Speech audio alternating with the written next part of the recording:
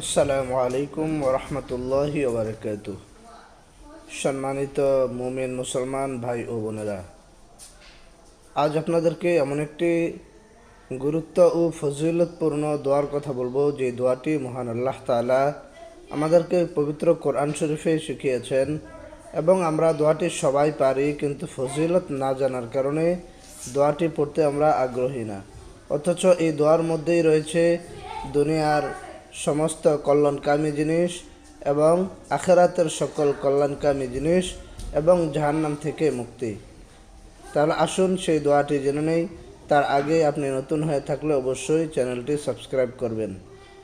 প্রিয় ভাই ও বন্ধুগণ, দোয়াটি হলো এই: রব্বানা আতিনা ফিদ দুনিয়া হাসানা ওয়া ফিল আখিরাতি হাসানাতাও ওয়া কিনা আযাবান নার। দোয়াটির অর্থ হলো, হে আমাদের প্রভু, আপনি আমাদেরকে দুনিয়ার সকল বালাই অর্থাৎ কল্যাণকর জিনিস দান করেন এবং আখিরাতের সকল কল্যাণকর জিনিস আপনি দান করেন, এবং কাল কিয়ামতের ময়দানে অর্থাৎ মরণের পর থেকে নিয়ে আপনি আমাকে জাহান্নামের আগুন থেকে হেফাজত করেন। আমরা সবাই দোয়াটি পারি কিন্তু পড়ি না। তাই আসুন এই দোয়াটি আমরা বেশি বেশি করে পড়ি। বিশেষ করে সামনে রমজান মাস, আমরা যদি এই দোয়াটি বেশি বেশি করে পড়তে পারি, আল্লাহ তাআলা আমাদেরকে অনেক অনেক উজরত দান করবেন দুনিয়া এবং আখিরাতে।